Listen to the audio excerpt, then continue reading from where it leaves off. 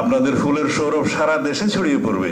আপনারা এখনো আগুনের কথা বলেন কেন? আগুনের চাপটা তো শেষ 5th of August। কেন আপনাদের চিন্তাটা এখন আগুন নিয়ে হবে?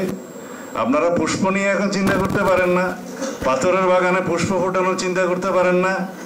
আপনারা কি বলে যে দেয়ারে, আমি বলিনি আবার হয়ে যায়, যাই হোক, দেয়ারে ইশক মে আপনা মোকাম পয়দা কর, যেটা আছে আর কি, যে প্রেমের রাজ্যে আপনারা আপনাদের ভুবন বাড়ি তৈরি করবেন। আপনারা সকাল সন্ধ্যা নতুন জমানা, নতুন সকাল পয়দা করবেন। আপনারা বলে যে গোলো সে কালাম পয়দা কর, বলে না যে আপনারা ফুলকে আপনার সাথে কথা বলতে বাধ্য করবেন, সেরকম কবি হবেন। আপনাদের ফুলের সৌরভ সারা দেশে ছড়িয়ে পড়বে। আপনারা এখনো আগুনের কথা বলেন কেন? আগুনের চাপটা তো শেষ 5th of August। এখন আপনারা বয়ান দিবেন ফুলের সৌরভ, গণতন্ত্রের সৌরভ, মানুষের অধিকারের সৌরভ যেন আমরা সারা দেশে ছড়িয়ে দিতে পারি, সেই বয়ান নিয়ে আসবেন।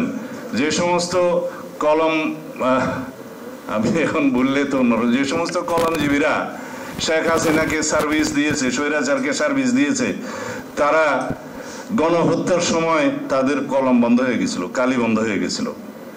তারা যখন মানুষের উপরে গুম, হত্যা এই সমস্ত হয়েছে, তখন তাদের কবিতা আর বেরোয়নি।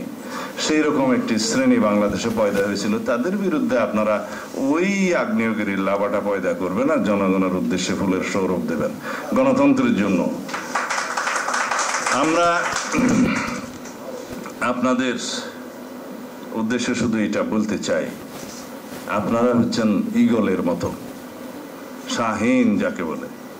আপনাদের আসমানে উড়া আপনাদের জন্য ফরজ।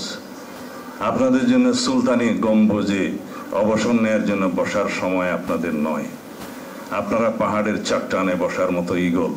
আপনারা সেই রকম করে পরওয়াজ করবেন, মানে সফর করবেন, যাতে করে আপনারা আসমান থেকে বার্ডস আই দিয়ে সমস্ত মানুষের দেশের চিত্রটা দেখেন। এবং সেই চিত্রটা কেবল কবিরাই দেখে। সেই কবিরা স্বপ্ন দেখে বলেই কোনো দেশ স্বাধীন হয়, কোনো জাতি মুক্ত হয়। সেই কবিদের স্বপ্নের উপর ভিত্তি করেই বিপ্লবীদের জন্ম হয়। সেই কবিদের স্বপ্নের কারণেই কোনো জাতি মুক্ত হয়। সেভাবে আপনারা পাহাড়ের চট্টানে বসে পরওয়াজ করে আপনাদের জন্য আরও আসমান আছে, আরও আসমান আছে, সেই আসমানে আপনারা সফর করতে করতে দেশকে আপনারা বার্ডস আই দিয়ে দেখবেন। এবং সেখানে কি কি বিচ্যুতি হয়, কি কি সৌন্দর্য লাগানো লাগে, সেই কবিতা আপনারা বিনির্মাণ করবেন। সেই কবিতা আমাদেরকে পরিচালিত করবে, এই জাতিকে সমৃদ্ধ করবে।